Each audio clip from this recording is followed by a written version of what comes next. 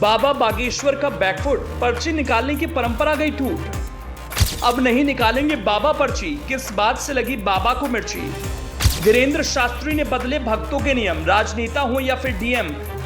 महाराष्ट्र में बाबा की कथा पर आयोजकों पर नोटिस की मार। बागेश्वर धाम सरकार की जितनी बात करें कम ही है, क्योंकि बाबा हैं ही इतने चमत्कारी कि सोशल मीडिया पर रहने की आदत जो पड़ गई है। बाबा सोचते हैं आज वो करेंगे, लेकिन पर्ची से पहले ही बाबा वो काम हो जाता है। कभी बवाल तो कभी बाबा की चाल, हर पहलू पर बाबा बागेश्वर की दुनिया निराली है। बाबा ने सनातन के नाम पर जो ठिठरी वाली हवा फैलाई है, उसकी सुगंध दूर दूर तक जा चुकी है। आधा तो सनातन धर्म के भगवान से खुश हैं, तो आधे से कहीं ज्यादा धीरेंद्र शास्त्री की पर्ची से। बाबा ने प्रिंटर तो नहीं ले रखा, लेकिन ब्लैक एंड व्हाइट पेपर पर बाबा बागेश्वर जो कलरफुल रंग फैला रहे हैं, देश उनकी दीवानी होती जा रही है। बाबा का चमत्कार है या फिर ढोंग, इन दोनों मुद्दों पर कई खबरें आपको सोशल मीडिया या टीवी पर मिल जाएंगी, जिसको लेकर बाबा बागेश्वर का कहीं विरोध तो कहीं स्वागत की योजना बनती रहती है।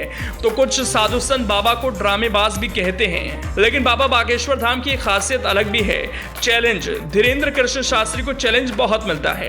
कुछ चैलेंजेस का तो बागेश्वर धाम सरकार ने सामना भी किया, लेकिन कुछ चैलेंज ऐसे हैं जिससे सस्ती लोकप्रियता कहकर बाबा ने अपनी राह अलग कर ली। लेकिन अचानक बागेश्वर धाम सरकार के दरबार के नियम अब बदल गए। कुछ ऐसा बाबा ने खेल किया है जो सरकार वाकई करती है।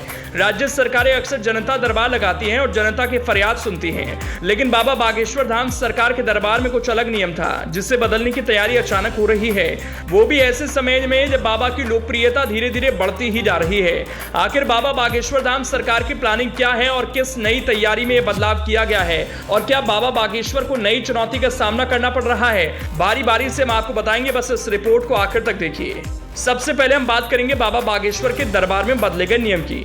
नियम में बदलाव की वैसे तो मायने बहुत हैं, लेकिन ये खास बात है, इसके पीछे की मंशा वही है जो बाबा के दरबार में होती आ रही है, लोगों की पर्ची लगाने वाली।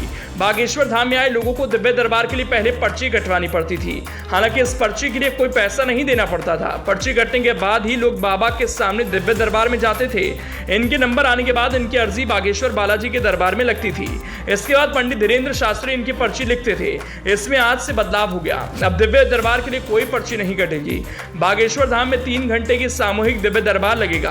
पंडित धीरेंद्र शास्त्री ने खुद इसकी जानकारी दी। आखिर बाबा बागेश्वर को ऐसा क्या हो गया कि पर्ची काटने के सिस्टम को ही बंद कर दिया? क्या बाबा अब दरबार में पर्ची कभी नहीं काटेंगे, या अपनी कथाओं में पर्ची काटने का फॉर्मूला ही रद्द कर देंगे? ये तो धीरे धीरे सामने आ ही जाएगा। बाबा की दूसरी महिमा की बात करते हैं। बाबा बागेश्वर को लेकर सबसे पहला विवाद महाराष्ट्र से शुरू हुआ था। अब महाराष्ट्र से ही एक और विवाद पनपने लगा, जो थमने का नाम नहीं ले रहा।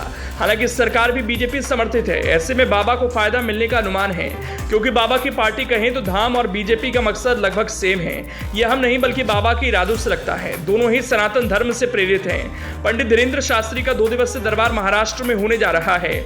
मीरा रोड पर आयोजित इस कार्यक्रम में देश के कोने कोने से उनके करीब 1 लाख भक्तों के पहुंचने की उम्मीद है। ऐसे में भीड़ उग्र ना हो या बवाल ना हो, इसको लेकर आयोजकों को CRPC 149 का नोटिस भेजा गया है।